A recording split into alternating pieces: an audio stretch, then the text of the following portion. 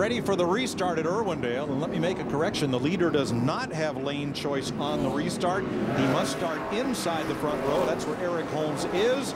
Brian Eichler trying to take the lead away as we go back to green for lap 34. Yeah, that's exactly how Eric Holmes wrested the lead away from Chris Johnson. Good battle right now. Eric Holmes fighting back on the inside. Trevor Bayne trying to take over that third spot from Chris Johnson, or hold off Chris Johnson, I should say. Now Eichler should have the steam on the outside, and he clears the number 20. So Brian Eichler, your new leader. Eric Holmes in second.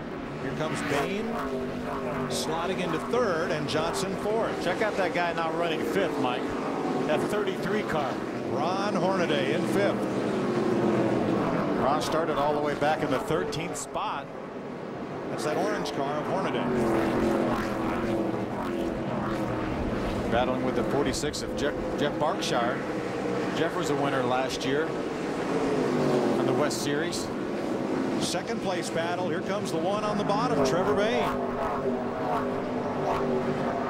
This kid's wanting to make this last ride in this DEI car a good one. Well, he's here for the audition. He's not sure for whom, but he wants to run this series this year or move up. He's got the spot. Clears Eric Holmes to take over second. That was kind of a contact clear, wasn't it? Just a little bit.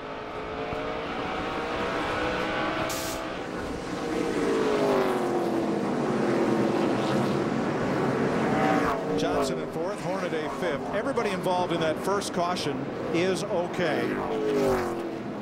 Those that did not return to the race have been released after a checkup. Oh, we were 5 wide in turn 4 for a second. And you don't see that here often. That's because the 12 is scrambling its way to the back of the field with problems. Antonio Perez. Good side-by-side battle. That's Alex Haas. That's Kyle Busch's car on the inside, the black 51. See the 71 of Eddie McDonald. His family owns Lee Speedway back in New Hampshire.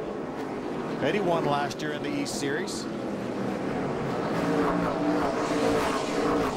Jason Bowles, the 6 car, right behind that battle. There's Mike David sneaking his nose in here with his Toyota. Yep, the Bennett Lane Winery Toyota, champion of the West Series 2 years ago. And Sellers goes to the inside on David. Boy, Peyton Sellers has big things coming for him this year. Going to run a limited nationwide schedule. Really excited about that. Todd Barrier is going to be involved with that program. RCR crew chief for Kevin Harvick. Ed Barrier, his cousin, probably going to be the crew chief, I believe, on that car. Boy, Sellers keeps trying. He can't get past Mike David.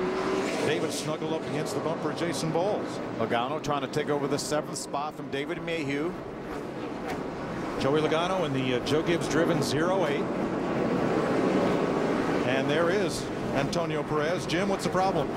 Well, when you mentioned the 5 wide tussle in turn 3, it was because Antonio Perez was checking up to not get in the back of Eric Richardson. Well, he did just that. The left front was rubbing on the tire.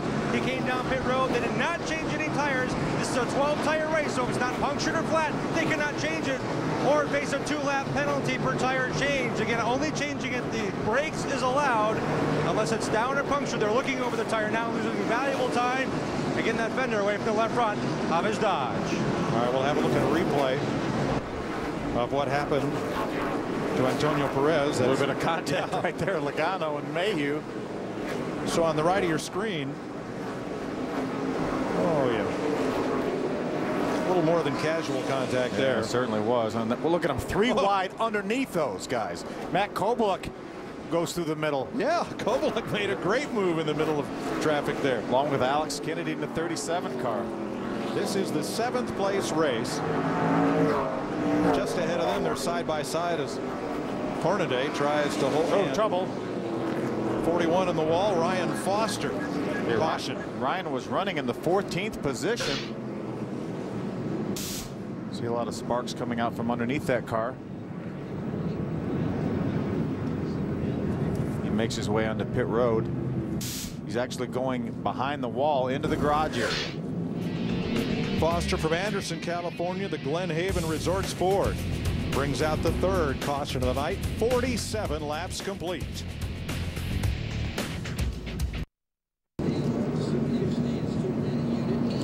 Welcome back to the NASCAR Toyota All-Star Showdown. Third caution flag of the night. Ryan Foster up and into the wall, and a number of drivers, including Mark Davis, taking the opportunity to pit. Jason Fensler is in, and Todd Souza making his second trip to pit road. Ryan Foster brought out this caution. Dick? Well, he's out of the car, and he is a very unhappy young man. You haven't even looked at the right front. You know what happened? Yeah, I mean, we blew the right front tire. It was going down about, 10 laps into it. I made a couple of runs there towards the front, and then it started fading pretty bad. And then right there on the last lap, it started vibrating a little bit. I didn't quite know if it was a left rear or right front, but obviously it was the right front. It just sucks for my guys, We work really hard, and I'm the one that fixes this thing at home, so it makes it even harder on me. But I got to thank Glen Haven Beach Resort, Hollis, and everybody that helps me on after hours on this thing. Tough luck. Better luck next time. Jim Trado.